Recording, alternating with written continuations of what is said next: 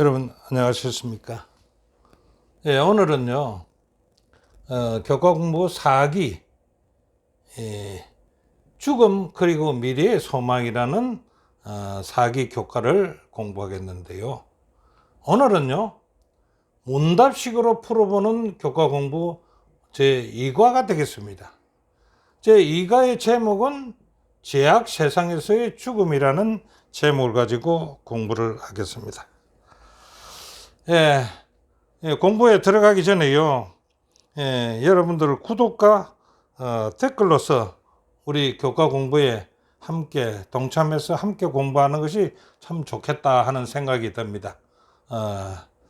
제2과 제약세상의 죽음이라는 공부의 요지를 한번 살펴본다면 저는 그렇게 컨셉을 잡았습니다. 제1번 완전한 창조에 왜 규칙, 율법과 자유의지는 주어졌는가? 라는 것을 질문하고 싶습니다. 두 번째는요, 완전한 에덴에 죄가 들어온 경로와 그 이유는 무엇인지를 묻고 싶습니다.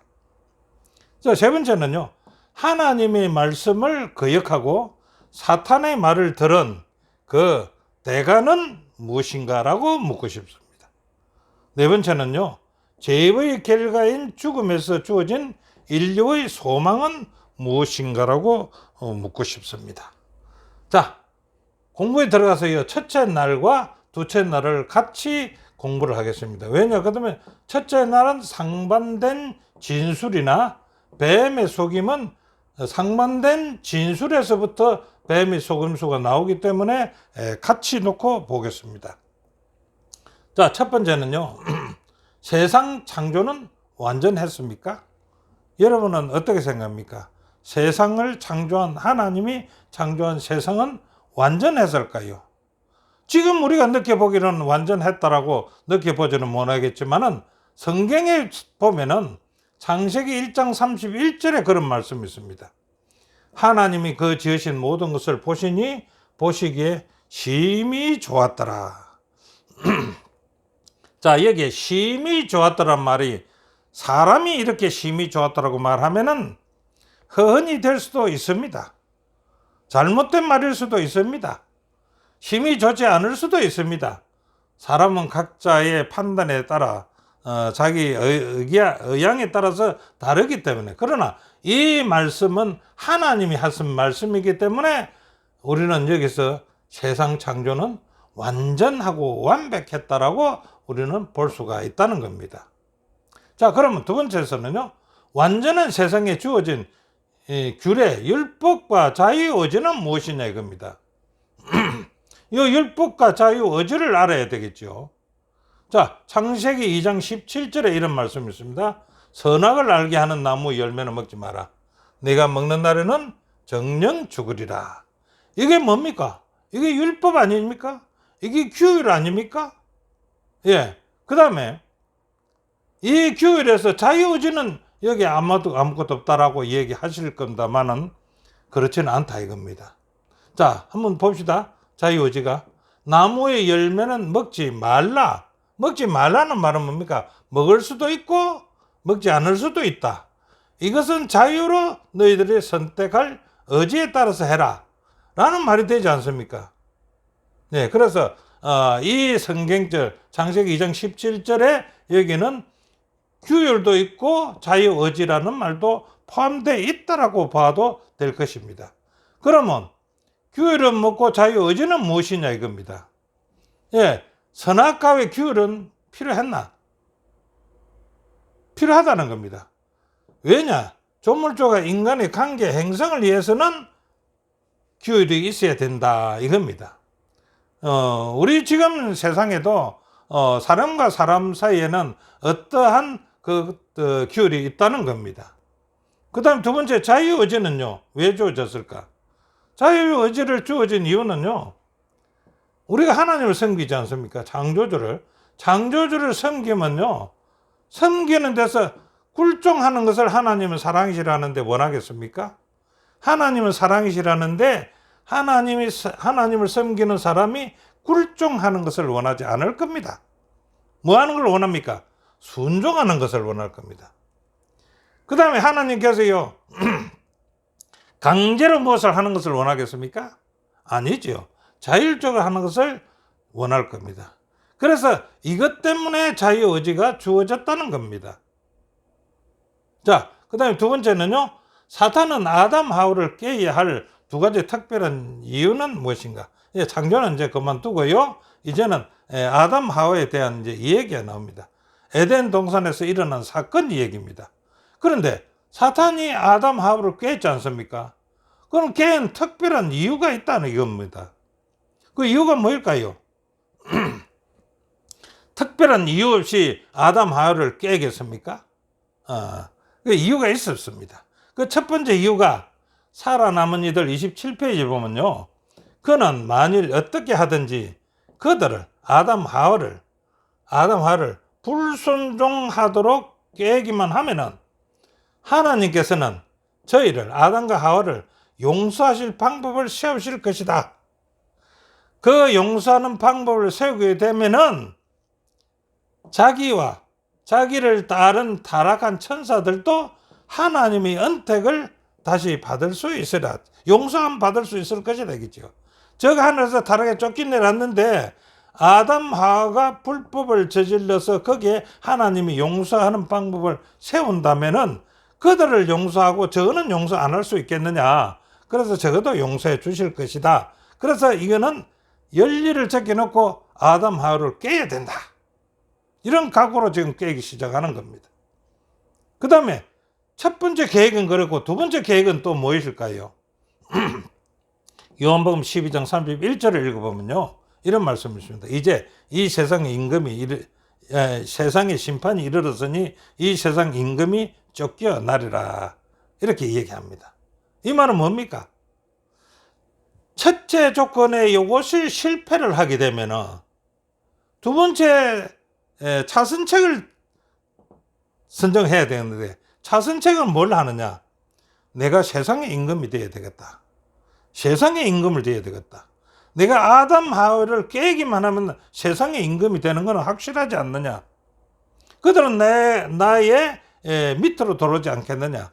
그러면 내가 이 세상을 지배할 수가 있다. 그래서 앞에 첫째 이것이 실패하면 차선책으로 요구라도 우리는 해야 된다라고 해서 아담 하와를 꾀기 시작했고, 죽자 사자 우리말로서는 꾀기를 한 겁니다. 자, 그러면 이제 에덴의 사건을 한번 들어가 볼까요? 에덴에 이제 꾀는 사건을 보면은 첫째는 그 광경이 있고 그 다음에는 상반된 진술들이 있습니다. 자, 그 광경을 먼저 한번 찾아보겠습니다. 뱀이 하와를 만나기 위해서 왔습니다. 어디 왔나요? 그러면 선악과 나무 밑에 왔습니다. 뱀이 선악과 나무 밑에서 하와나 아담이 오기를 학수고대하고 기다렸습니다. 그런데 어느 날 하와 혼자서 그 선악과 나무 밑으로 오는 겁니다. 뱀이 쾌재를 불렀겠지요. 사탄이 쾌재를 불렀을 겁니다. 그런데 하와가 와서 딱 보니까 어떤 광경이 나타납니까? 뱀이 금지된 열매를 직접 먹고 있거든요. 이 먹고 있으니까 하와가 어떻게 생각했습니까? 이제 뱀 너는 죽었다.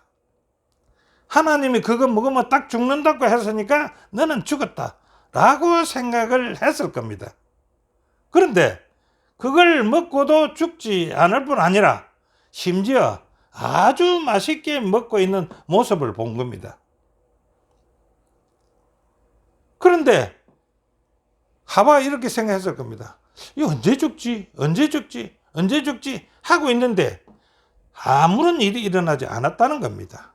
자, 이게 이제 상황이 이상하게 됐지 않습니까? 이때 뱀이 이제 말을 합니다. 하나님 참으로 너희들의 동산 모든 나무의 실과를 먹지 말라 하시더냐. 이 모든이란 이 단어를 좀 생각해 주시고, 하나님이 참으로 너희들의 동산 모든 나무의 실과를 먹지 말라 하더냐 라고 얘기합니다. 그게 하와가 대답을 합니다. 동산 나무의 실과를 우리가 먹을 수 있으나 동산 중앙에 있는 나무의 실과는 하나님 말씀이 너희는 먹지도 말고 만지지도 말라, 너희가 죽을 까노라 라고 이제 하와가 대답을 했습니다. 그래 대답하니까 뱀이 다시 이제 그에 대한 답변을 하지요. 뱀이 여자에게 이르되 너희가 하나님 죽는다고 말했어. 그러나 결코 죽지 아니한다. 봐라 내가 먹고 있지 않느냐.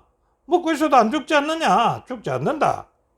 이렇게 이야기하면서 왜 못 먹으라고 했느냐 하면서 창세기 3장 5절에 이렇게 너희가 그것을 먹는 날에는 너희 눈이 밝아 하나님과 같이 되어 선악을 알 줄 알고 하나님이 너희들을 보고 그것은 절대 먹지 말아라라고 한 것이 먹으면 죽으리라 한 것이다. 이겁니다. 뱀이 이렇게 얘기한 겁니다.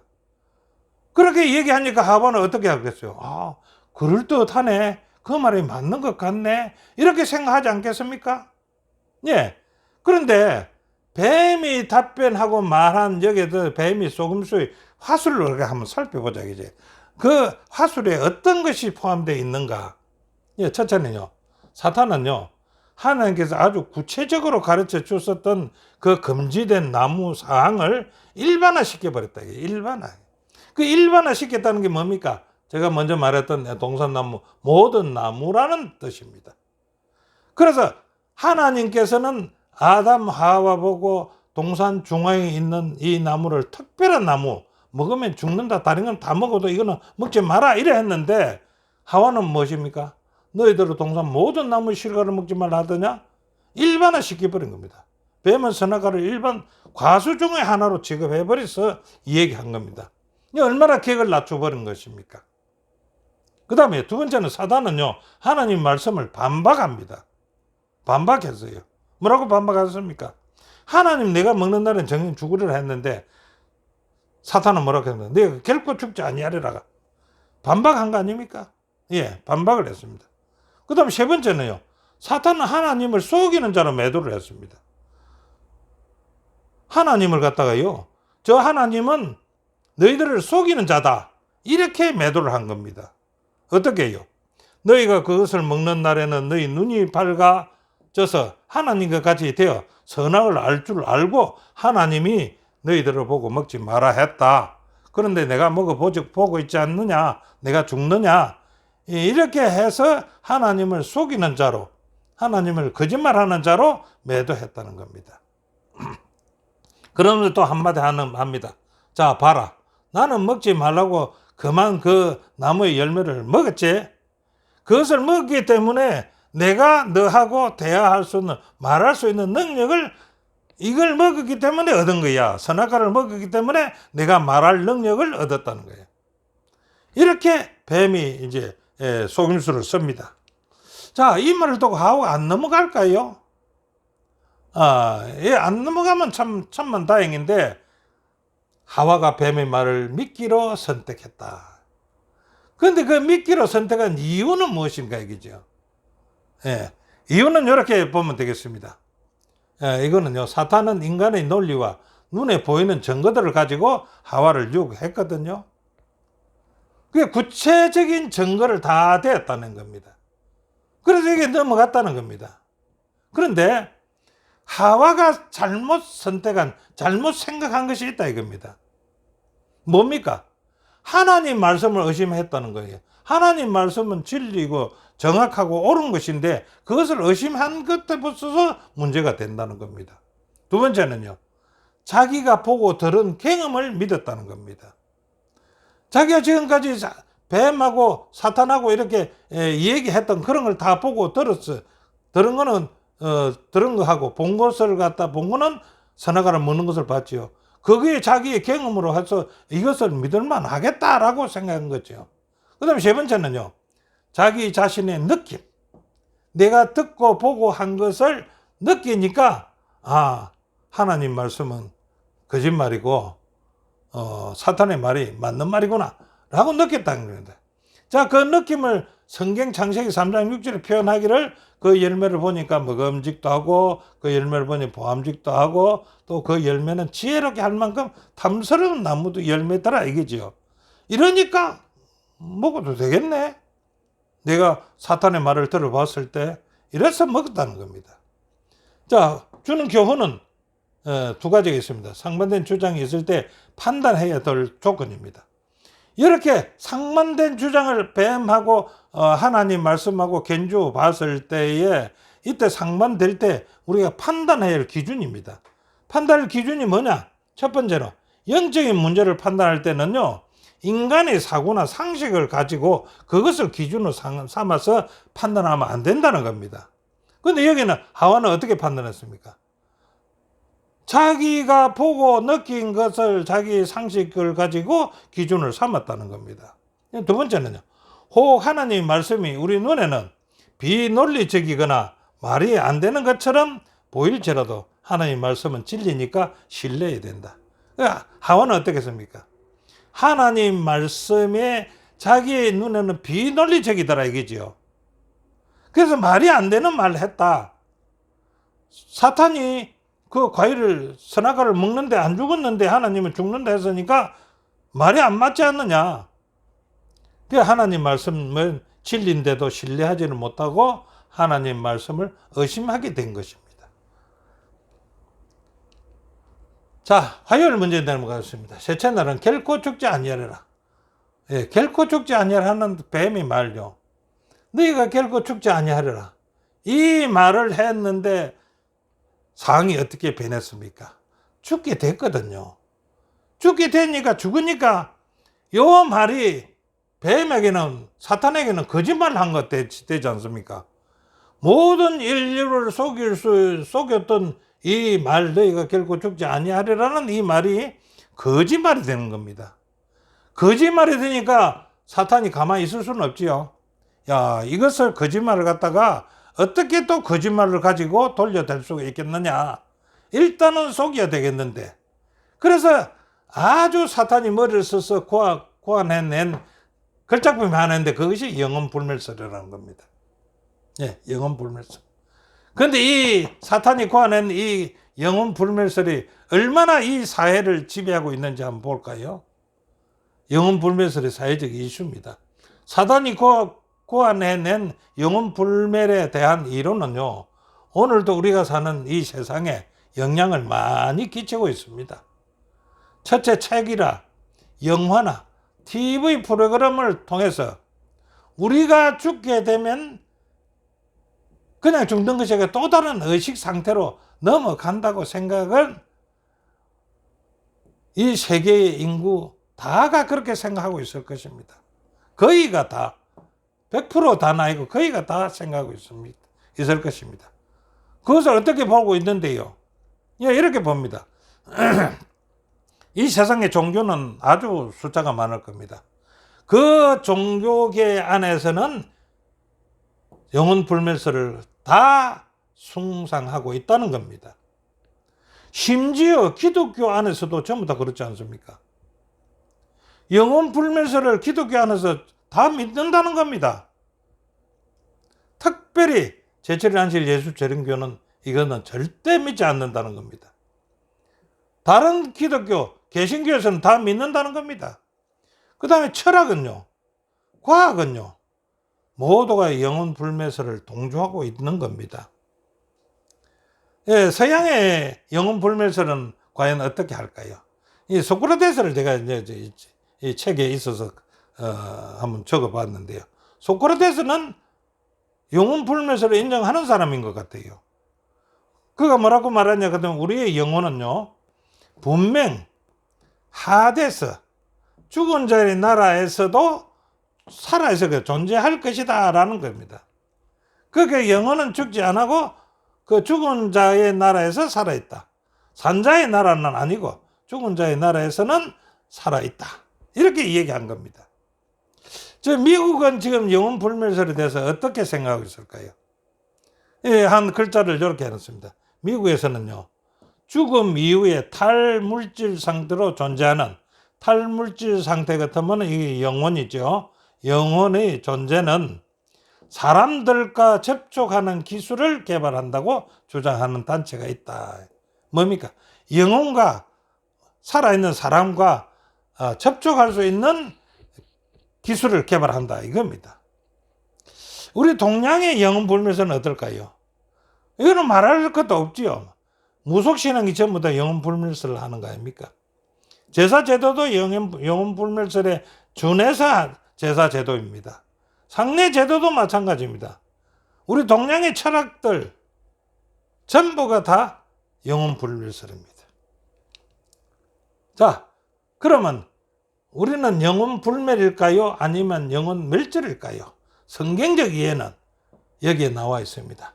시편 115편 17절, 시편 146편 4절, 요한복음 고린도서 요것을 보면은 영혼은 살아있는 것은 아니다라는 것을 알 수 있는 성경절이 되겠습니다.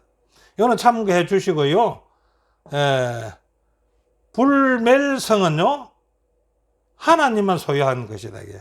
불멸, 죽지 않는 것은 하나님만 가지고 있는 속성이라는 겁니다. 그의 교회정은 1권 344페이지입니다. 자, 내용을 보면요. 사탄이 에덴 동산에서 영혼 불멸에 관하여 한 설교, 곧 너희가 결코 죽지 아니하려는 설교는요, 강단에서 반복되었고, 이 강단에서는 이 사회적입니다. 기독교 안에서도 그렇고요. 반복되고, 사람들은 그것을 순수한 성경의 진리로 받아들이고 있다. 이것을 성경의 진리로 받아들이고 있다는 겁니다. 영혼 불멸설을. 아닌데, 그것은 또 강신술의 기초가 된다는 겁니다. 영혼 불멸설은. 자, 하나님의 말씀은 어떤 곳에서도 사람의 영혼이 불멸이라고 가르치지 않습니다. 멸절이지 불멸은 아니라는 겁니다. 자, 교훈 한번 읽고 넘어가겠습니다. 에덴 동산에서 사탄이 하와에게 했던 결코 죽지 아니하리라는 거짓말의 영혼 불멸이라는 이름으로 오늘까지도 우리 삶에 영향을 미치고 있는 것이 사실입니다. 자, 넷째 날 죄의 결과입니다. 죄의 결과는 뻔할 건데 우리가 그 죄의 결과의 과정을 한번 살펴보기 위해서 공부를 하는 것 같습니다.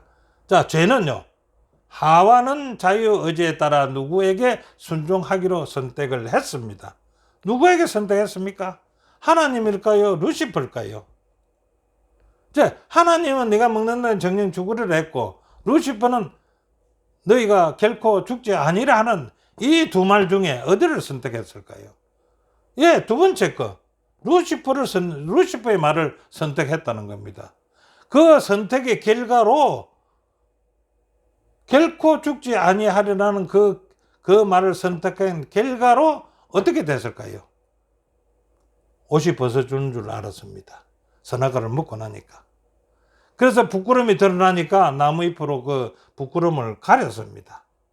이것이 근본의 해결이 안 되니까 하나님께서 찾아오신 것입니다. 찾아가지고 이거는 큰일 났으니까 창세기 3장 15절에 복음을 선포합니다. 복음을 선포하고 나서 너희들의 살 길을 가르쳐 주는데 그것이 가죽옷을 지어 입히는 것입니다. 이게 아담이 지낸 제일 첫 번째 제사가 되겠습니다. 자, 그래서 이제 가죽옷을 지어 입히시고 에덴 밖으로 내어 보냈습니다. 자, 이렇게 되니까요, 죽으리라 했으니까 죽을 거 아닙니까? 그래서 그 죄에 대한 아담 하와가 먹었던 선악과의 죄 때문에 사형선고가 내려졌습니다. 죽으리라고 했으니까요, 죽는 겁니다. 그런데 안 죽었지 않습니까? 죽지 않거든요. 왜 그렇습니까? 사형선고는 내려지지만은 집행은 유예된 것이라 이겁니다. 집행이 실행되어야만이 죽을 것인데 집행은 유예가 됐다 이겁니다. 자, 이것을 갖다가 근거를 삼을 수 있는 성경절은 창세기 3장 15절입니다. 내가 너를 여자의 원수가 되게 하고 너의 후손도, 이 후손이라는 말이 나오지 않습니까? 그러면 지금 아담이 생각할 때, 우리에게도 후손을 낳아야 되고 그 후손으로 말미암아 우리는 구속 경륜이 이루어지겠구나 라고 이제 하는 겁니다. 그래서 이것이 유예라는 겁니다. 세월이 더 흘러간다 이겁니다. 여자의 후손과 원수가 되게 하려니 여자의 후손은 내 머리를 상하게 할 것이요 너는 그의 발꿈치를 상하게 할 것이니라. 이걸 읽어보면 집행유예가 분명히 이루어졌다는 것을 볼 수가 있습니다. 또 한 성경절요. 창세기 3장 19절입니다. 창세기 3장 19절은 뭡니까? 네가 흙으로 돌아갈 때까지, 흙으로 돌아갈 때까지는 내가 살아있는구나. 집행이 유예됐다 이겁니다. 얼굴에 땀을 흘려야 먹을 것이 먹으리라니. 네가 그것에서 취함을 입었으므로 너는 흙이니 흙으로 돌아갈 것이다. 흙으로 돌아갈 때까지의 집행이 유예되었다. 이 말이 되겠습니다. 죄와 죄의 결과에 대한 사도 바울은 이렇게 얘기합니다. 그러므로 한 사람으로 말미암아 죄가 세상에 들어오고요, 죄로 말미암아 사망이 들어왔답니다. 이와 같이 모든 사람이 죄를 지었습니다. 한 사람으로 말미암아. 그래서 그 죄로 말미암아 사망이 모든 사람에게 이르러 왔다는 겁니다. 자, 모든 사람에게 이르러 왔으니까 이제는 끝이구나 라고 우리는 생각할 수가 있을 것입니다. 그러나 사도 바울은요, 5장에서는 이렇게 말했지만 6장에서는 희망의 메시지를 줍니다. 죄의 삭은 사망이다. 죄의 삭은 사망이라는 겁니다. 죽는다는 얘기입니다. 죄로 말미암아. 그런데 그 죽는 것뿐만 아니라 하나님의 은사가 있다는 겁니다. 하나님의 은사. 하나님의 은사는 뭐냐 이겁니다. 그리스도 예수 우리 주 안에 있는 영생이라는 겁니다. 하나님의 은사로서 그리스도를 통해서 영생을 주겠다 이 말 아닙니까? 이 은사란 말은 뭡니까? 한자로 한번 풀어볼까요? 은혜 은자에 줄 사자며 은혜를 준다. 그 은혜가 뭐냐면 영생이거든요. 그 영생을 우리에게 주겠다. 줄 사자. 우리는 희망이 있지 않습니까? 저자는 이에 대해서 이렇게 말합니다. 우리에게는 예수님과 십자가를 통해 다시는 죄가 없는 세상에서 영원한 생명을 누리는 소망이 있다. 얼마나 감사한 일인가. 감사한 일이죠. 죄의 결과는요, 하나님께서 분명하게 말씀하셨음에도 불순종한 아담과 하와의 선택은요, 인간뿐만 아니라 살아있는 모든 생명체까지 죽음이라는 비극이 다가왔다 이겁니다. 자, 5번째는요, 복음의 약속입니다. 첫 번째 복음의 약속, 우리는 잘 알고 있습니다. 범죄한 후에 좌절감과 절망에 빠진 그들에게 하나님이 주신 은혜는 무엇입니까? 은혜는 이겁니다. 요한복음 3장 15절에 하나님이 주신 은혜입니다. 네가 너를 여자의 원수가 되게 하고, 앞에서 읽었지요. 그래서 복음이 선포가 됩니다. 자, 그 복음이 선포가 되고요, 복음이 선포가 되고 나서 하와와 하나님 간의 일이 벌어집니다.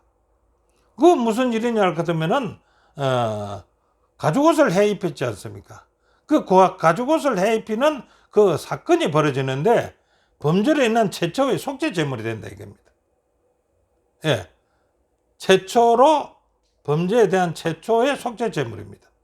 이 속죄 제물이 어디서부터요? 에덴 동산에서부터. 그 살아남은 이들 50페이지에 이렇게 말합니다.